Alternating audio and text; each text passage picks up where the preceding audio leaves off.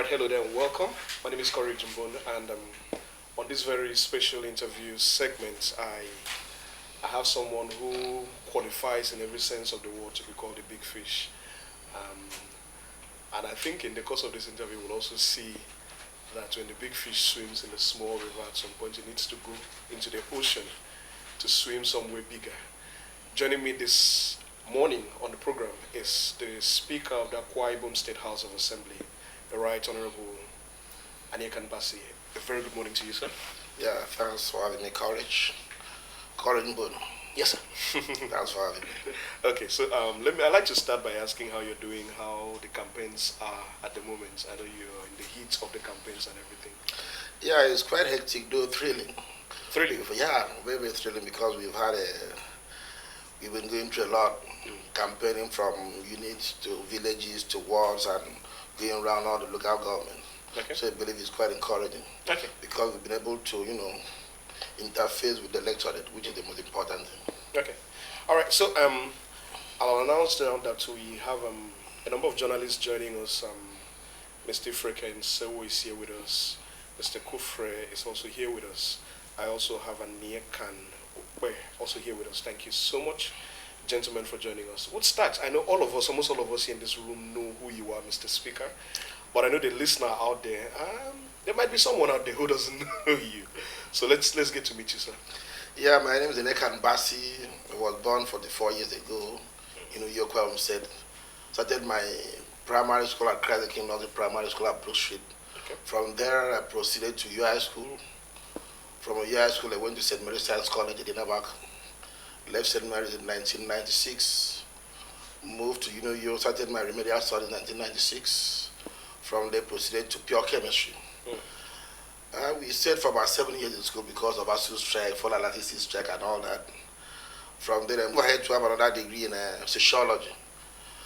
Then after that, I did my master's again in sociology and anthropology. After then, I went further for that master's degree in development planning. Okay. Then I'm doing my PhD. I would have had my PhD some months back, but because of ASU strike. ASU seems to have a thing yeah, on you. ASU strike.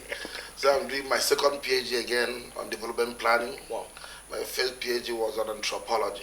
Okay. I think we are just two of us in that field in the IBOM set. I've been a businessman for the past 26 years. I was MD CEO of German Product and Allied Services Limited. We into production of paints, resins, and allied products, chemical products. We were the second members. We had only two members of PMA, that's Paint Manufacturing Association, Pickup Paints and German Profile Paint, which was our products. Okay. And we had another company, which I was the MD. That's Technocraft Contractors. We into installation of securities and security and communication systems. Okay. Then another company that was Gem Grand Lodge. Okay. Chain of hotels. We have That's into hospitality industry. We have about 2 hotels in the year. Then we have a Gem Gas and Allied Service Limited. We are into oil and gas, basically gas. We have a gas plant here in the year. So I've been into business for 26 years. Wow. Interesting. I know aside being business, you've had an entry into politics, and I think you've had a smooth run so far, and you're serving out a tenure which will expire later this year as Speaker of the IBOM State House of Assembly. How has it been managing legislatures from across the state, from different backgrounds and all of that? How has it been? And I must also note that it's been a very peaceful tenure. We've not had threats of impeachment and all of that. So I know there must be some leadership secrets you can glean from you. Yeah, first and foremost, the motivating factor is service. Okay. I believe I came into politics to serve the people of Akwa said. And not just service, you have to build your capacity. I've gone to a lot of institutions like, Harvard School, I was taught negotiation. Okay. And leadership in Harvard Business School. Emory School in Atlanta. I was taught leadership also in Emory School. That was win-win arguments. Went to University of North America. I was taught leadership. Wow. So putting all those things into play, first of all, I considered myself. I've been the youngest in the 6th Assembly. Wow.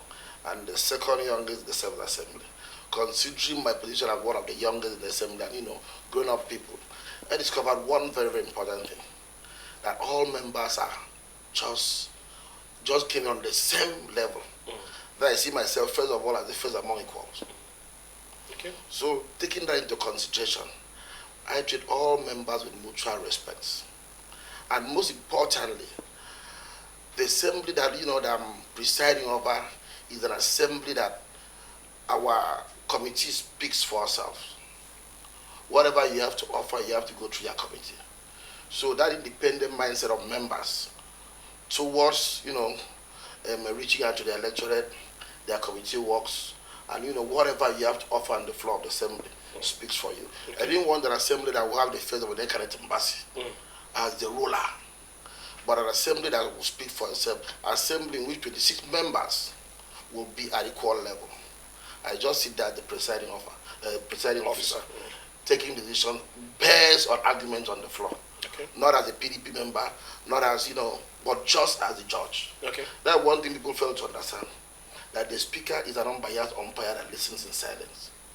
So whatever decision I make, whatever decision I give, when I strike the gap, is based on the arguments of members of the parliament. Okay. So that has really given me, that leeway to relate with members at the same level. They see no seniority. All of us, we are at the same level. They don't see me at all. They're bigger than our speaker, because say, I will not go into go tripping. I will save you as a servant. Okay. So you choose certain class of leadership called servant leadership. So I've been a servant leader to all my colleagues. That's why I call it my bosses. Okay.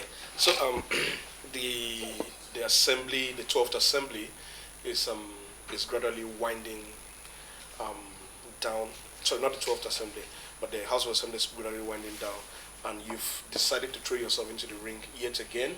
What inspired the decision to run for office as the senator representing AKWA Northeast, that is your senatorial district? Because I think there was a moment where you dragged your feet, or seemed to, you didn't come out as eagerly as, or at that first time when almost everybody was coming out. So what inspired it? I discovered one thing in Nigeria, and in most politicians, they live for the next election. Okay. They save money to contest the next election.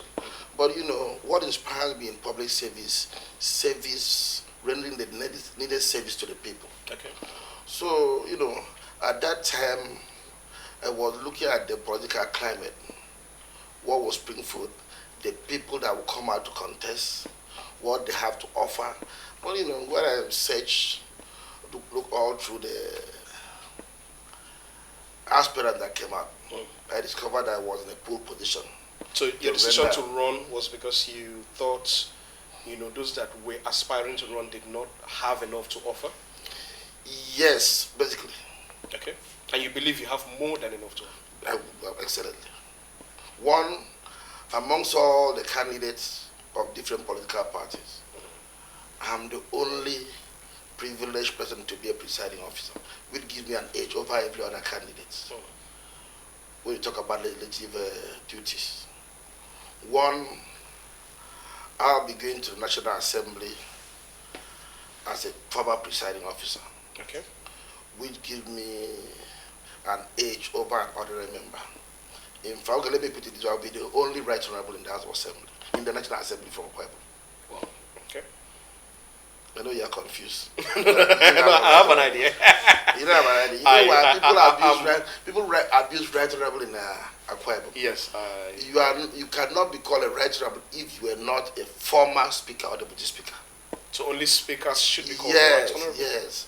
But in parliamentary system, Arabia was elected as a member, then given a portfolio as a minister. It can be called a right honorable.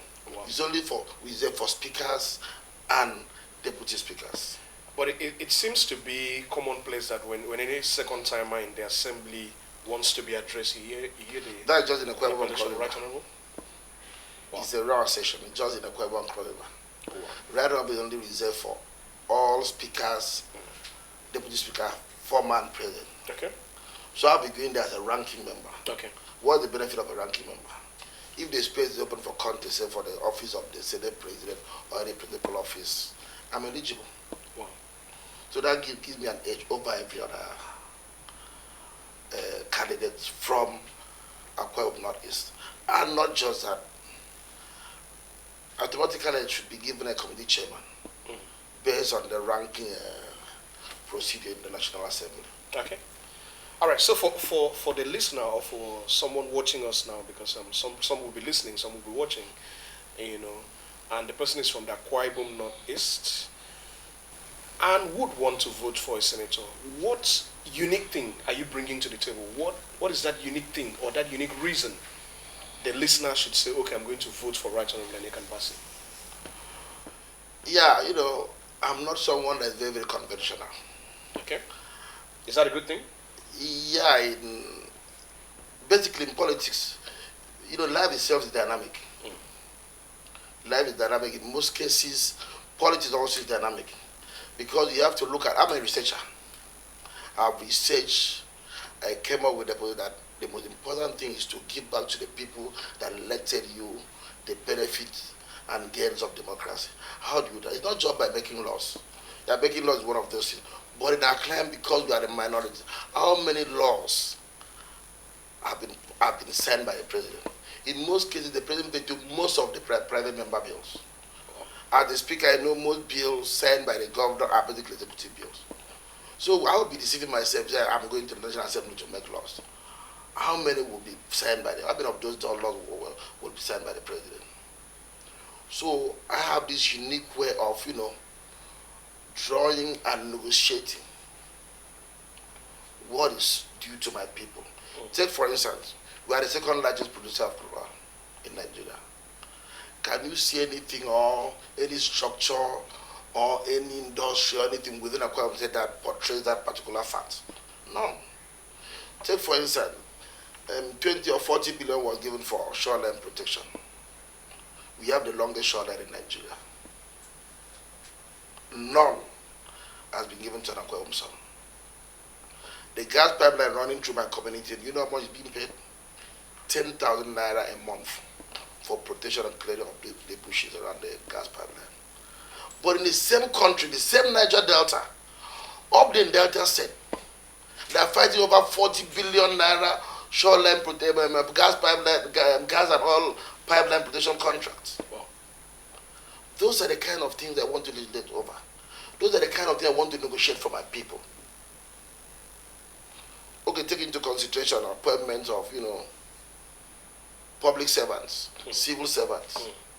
Like in the Nigerian police force, no AKWA man is a police commissioner anywhere. They are designated to a state, put it to a state.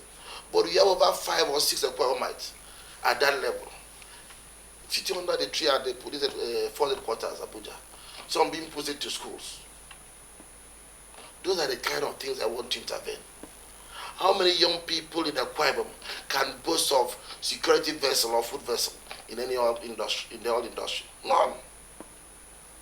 Those are the kind of things I'm looking into. Not just going there to make laws. As a minority, where will your law take you to? For instance, the NDCB was vetoed by the president. But for that veto to be overridden by the then assembly, we had to negotiate with the North. That's why in the board of NDC, you have nothing else as members of the board of NDC. So it's not easy. And how many veto has been overridden by the National Assembly in the past years? So it's not easy. Making laws will not take us anywhere. We should look at the big pie, the national cake. Go into what we call the federal character. Get what is due for AKWA to AKWA. So I'm going there as a businessman. I know I know profit, I know loss. I know what should be done. I know the yearnings of our people. Take, for instance, in the AKWA, we say there is no fuel depot, but we are the second largest producer of crude oil. Okay. We're going moving bills and motions that will not be signed by the president. Would that bring us a fuel depot? In most cases, will not. We're talking about the strategic negotiation. A fuel depot in the AKWA can create 1,000 millionaires every year. Yes, we are yearning for a Bakadif seaport. Why can't we start with a jetty by the federal government? Just a jetty will create employment From there, the state can, we can continue to, push for the Bakari seaport. But jetties at strategic location will create employment. Those are the kind of things I believe I can negotiate. I can push for. But that does not stop me from, joining the other members to make laws, pass bills and motions and all that. Motions, that will bring dividends of democracy to our people, and those that will affect individuals in a IBOM sense. Okay, when I hear politicians talk like this, what comes to my mind is this line of reasoning that you present to us now. Is it that others do not see things that way, or have you considered if there have been impediments in the way, that has stopped them from doing the kind of things that you want to do already? Yeah, I've tried that before. When I came into office, I wasn't the speaker. The first 3 months, the road leading to my local government, my village in particular, was very, very bad, in a very, very precarious situation, very, very bad. I took a decision. I called and I said, I went to a consultancy firm that deals on road construction, designs and all that. I paid millions of naira to design the road leading to my community. Personal funds? Personal funds in my first 6 months in office. After I took the whole drawing to the Commissioner for Works. He looked at me and said, wow, why did you go into all this? This would have cost the state government about 10% of the contract sum. We would have run into hundreds of millions. But you've put my hand. I have to present it before the ESCO. He did a presentation around few individuals and, those in power. That contract was awarded first 6 months in office. Wow. Today we have the thought of a third road to my community.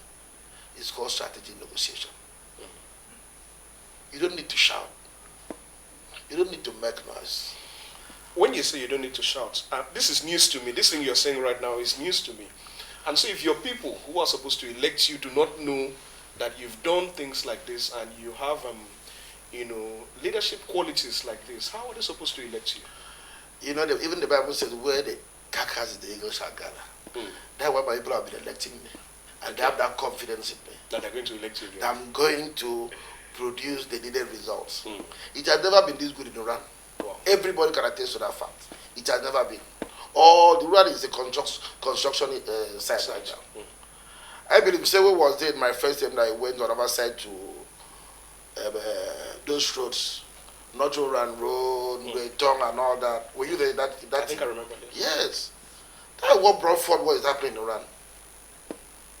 I sponsored it personally as a member just 6 months in office. I took AKBC, NTA, went to all those places. And I thank God for Governor Emmanuel. He's a listening governor. Even the erosion control that was there for 18 years, that rule was impassable. I took AKBC, NTA, submitted all those reports to His Excellency, the governor, and swiftly acted on it. Now we have tarred roads. The erosion control is 90% completed. At least people can pass. That is passable now. Okay, let's just move on now. I know that over the last 3 years or so, slightly more than 3 years or thereabouts, you financially assisted small and medium businesses, medium-scale businesses through your paid projects, the RHBABES Foundation, which has triggered. What triggered this idea? First of all, I would like to know why you decided that aside lawmaking, which your people elected you, that you were going to use funds, and empower small businesses. What triggered that idea? My history, my background. Okay. I started business with if I had to give out my shoe, and got a loan of 200 naira. Your shoe must have been my shoe. An expensive shoe. I had only one shoe. Wow. 200 naira. I got a loan from a friend of mine to write a proposal and type, just to type the proposal. I lost that shoe because the job wasn't forthcoming.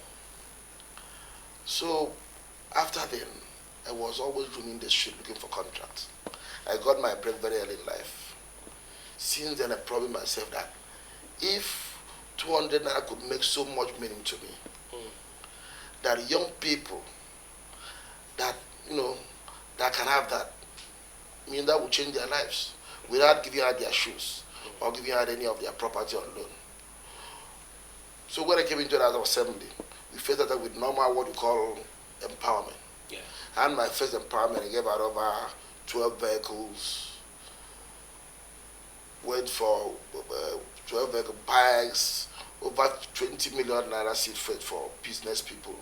I gave budget and all that. After I then asked myself, must my people be waiting for a year, 2 or 3 to benefit from my representation? So I have a team. That's the difference between me and most politicians. I listen to my people. My team, Darlington, Dobon, Gosfield, Bassey, they came up with this idea of rap. They said, yeah, that's it. Let's go for it. Okay. Every month we set aside money to empower small businesses between 1 million and 5 million naira a month. Okay. And that has yielded. Has that yielded results? Positively. You monitor the businesses? We monitor after 6 months, they go around all those businesses. Let's say, for instance, the young boy that had a boutique along a run road. Okay. That place was gutted by fire. So he was driving along the other man one day and I had a call. Because when I heard of that incident, I sent them to go and find out. Okay. So the guy got my number. The guy called me. He said, Speaker, I said, who is this? He now mentioned, I don't know the boy till today, I don't know in person. The boy that had that boutique, I said, what are you doing right now? See, some were walking as a laborer and he saw my car. He said, laborer, from boutique to laborer. He said, he lost about 6 million naira. Wow. That he has nothing to start up again. So now I told my team to go and find out. And that was to, I think we gave him, was it $1 million naira or so, 500,000. Today, his boutique is worth 10 million. Wow. Within a year, his boutique is worth 10 million. The guy is alive. Wow. And so many others. I think there are over 500 or 1,000 now. Okay. That we are assisted in so many ways. Laudable as this might be, you're leaving office as Speaker and you're aspiring to become a Senator. Should we be worried that this laudable project or initiative would stop? No, it will not. It will not stop. It has a template that we follow keenly. Okay. And you know, it's a foundation now. As a matter of fact, a journal, the intellectual journal on this particular project, approved in the University of Canada. Wow. Was not done by me. So it's something, it's a paid project that is very, very dear to my heart. Even if I'm not in public service again, I will still, you know, we built houses for widows on that same rapiers. We facilitated people abroad on, you know, sponsorship, academic sponsorship. And within the country, we have over many students and over 20 students. Wow. And we have so many graduates from that same rapiers. Now, within 6 years, we have well over 10 graduates. Wow. That started right from JAM. We bought them JAM forms, took them through tutorials, secured admission for them, paid their school fees, not just complete school fees. Wow. From year 1 to final year, they went for service. Some of them are graduates. Those that had no hope of going to school. Interesting. Lovely. Let's talk politics a little bit more. Yeah. At the early stages of the emergence of Pastor Bassey'S, who is the gubernatorial candidate of the People's Democratic Party, you were one of those that stood as a political showcase for him, and you did insist that indeed this should be the candidate or the person AKWA should queue behind. Let me ask you very pointedly, you've gone around with him now for campaigns. I think there was a scenario where you went to campaign somewhere and people said you should remove a cap that had his name on and all of that. What has the reception of this candidate to the PDP been like? Overwhelming. Do you regret taking that decision? I don't at all. I've known Umana for well over 15 years or 20 years. Okay. I passed across some years, but I think that was 2001. Where they had this contract, haulage supplies of food. Okay. I was in charge of haulage. I supplied the truck that took the food, food and served to Bonnie. Okay. So we had no issue. He did that job excellently well, and we parted ways on that day. He came to all terms of agreement. You know, one thing about leadership is there are certain qualities a leader must possess. Okay. Most importantly, empathy. Okay. He has it. Humility. A listening ear. He listens. Another very, very important factor in leadership when it comes to governance of a state is having that business acumen. Knowing profit and loss. Because I believe, governance of a state should be a business. But in Nigeria, we fold our hands, we get a location based on whatever is left, squander. But we must start generating revenue, generating income for the state. And you're convinced this I'm convinced this someone that started from the scratch. Without anything, built an empire that employed well over 2,000 people. I'm in that same shoe. So you know what it means to lead people. You know what it means to govern a state. That you need to generate resources. You need to pay salaries as at when due. Same with me. I started with zero, but we had well over 350 staff. About 250 came down here to thank me and to support my senatorial ambition with face cap and t-shirts. Wow. Interesting. I pay their salaries every month. For the past 5 years, if you work with me for 2 years, you go to school free. Yes, the scholarship. My place is open, you can ask my staffs. I pay their school fees. These are verifiable claims? Go to West Housing, any of my businesses, verifiable claims. I pay their school fees up to master's level, even in doctorate. I have staff that are PhD holders. Yes, my production manager in German Paints, he's doing his PhD. Sponsored by you? Yes. Have staff that are doing master's degree. Have staff that are doing BSc. So that's one very, very important thing, empathy. Because I believe, we're not created for ourselves.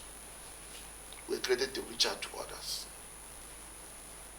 All fingers are not equal. If God has given the opportunity, you have been blessed to the level of, having extra.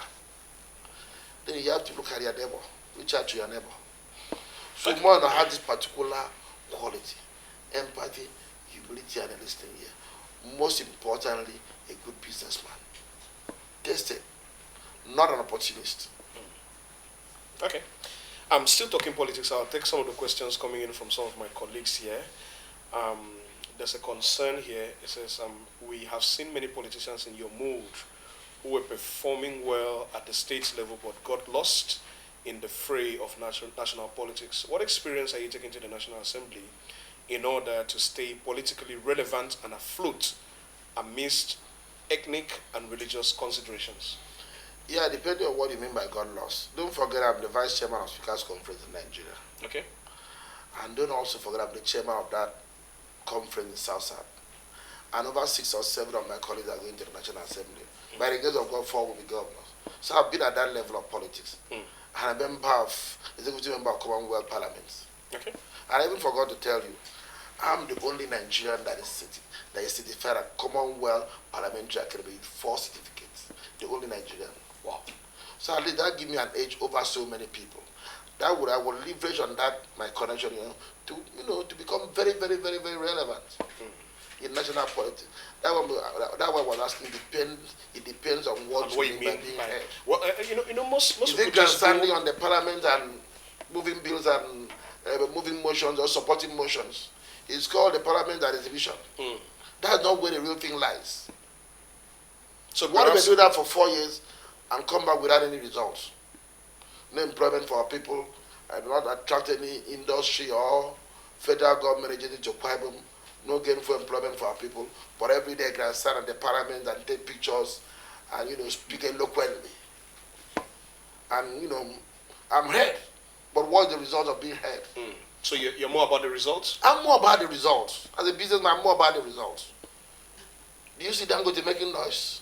Or Elon Musk? They rarely talk, but you can see the results. I'm not going there or go tripping, trying to sell my personality or sell myself to the public.